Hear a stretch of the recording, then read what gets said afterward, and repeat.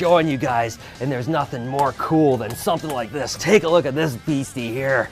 Whew, she's a big girl. Look at, oh my gosh, it just keeps coming.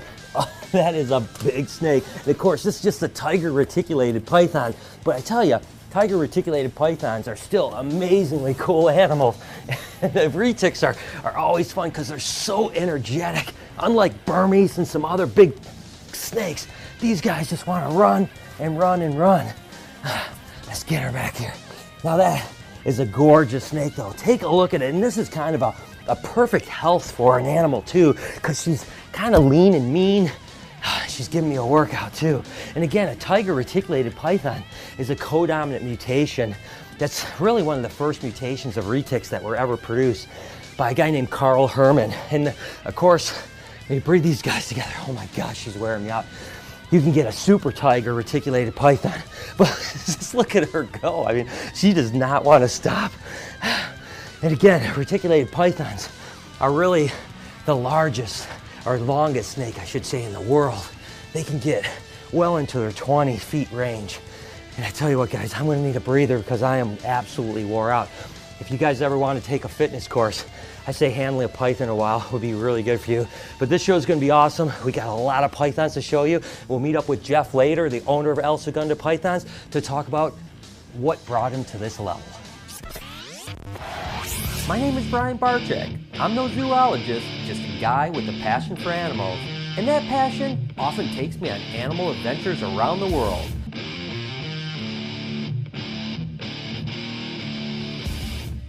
So Jeff specializes in pythons, but reticulated pythons in general, and that's a snake that I'm always fascinated with. So when I get around a collection like this, it's just amazing to see stuff, and I want to show you some really cool animals in this episode. And I'm going to start with an animal that I've always loved, but I've had bad luck with. It seems like every time I handle one of these guys, I get bit.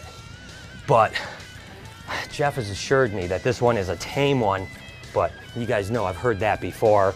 So we'll see what happens. And if you guys guessed a pied reticulated python, you guessed right.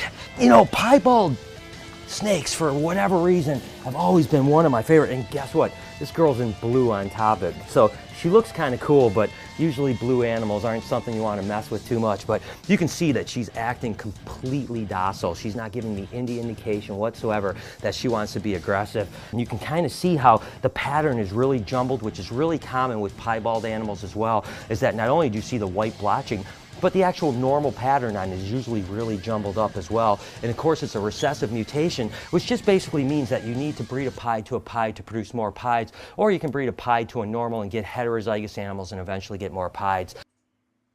When I saw the very first pied retic, I was absolutely blown away, and I wasn't 100% sure if anyone was ever going to reproduce them. So now, several years later, to see that they're being readily produced and even mixed into other mutations now, it's really cool to think. And you guys know I love ball pythons, so I've always worked with the piebald ball pythons ever since the very beginning, before they were proven genetic. So to now have a piebald that can get 18 plus foot, that's pretty awesome.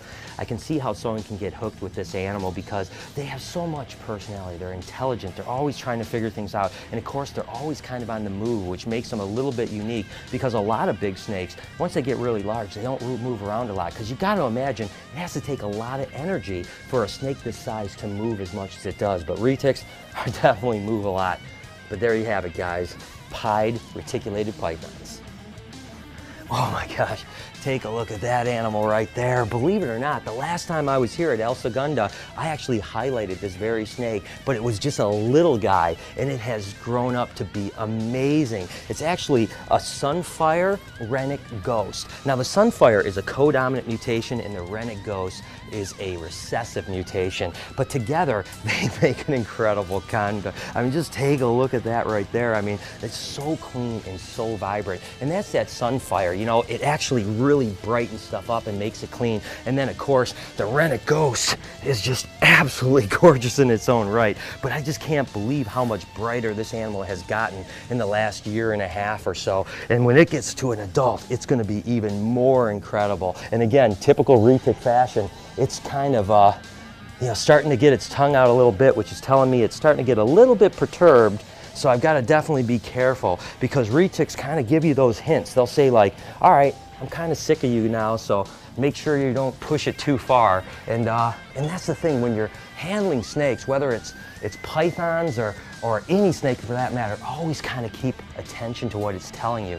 I know right now, if I spend too much time trying to mess with this animal, I'm going to get a pop from it for sure. So probably the best thing to do is to get this guy back in his cage.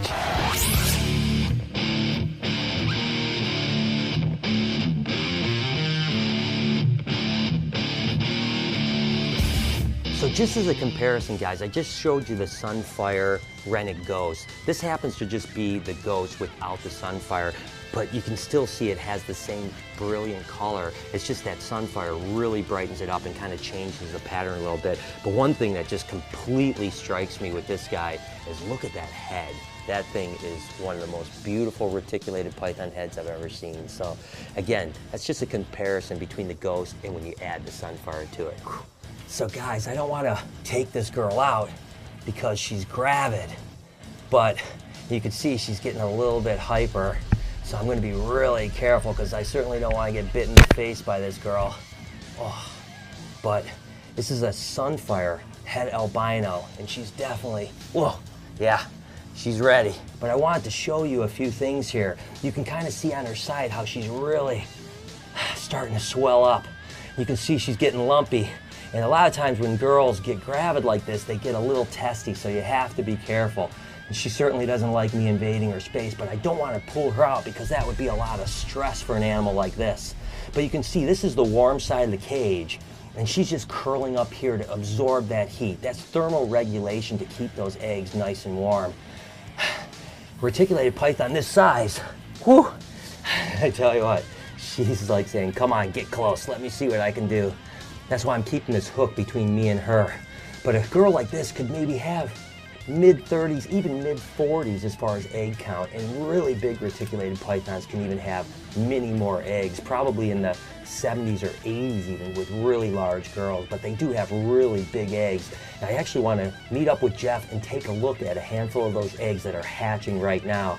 So with any luck, this girl will lay a beautiful clutch of eggs here in the next month and a half or so, and then not too long, we're going to see some baby snakes. But let's go ahead, hook up with Jeff.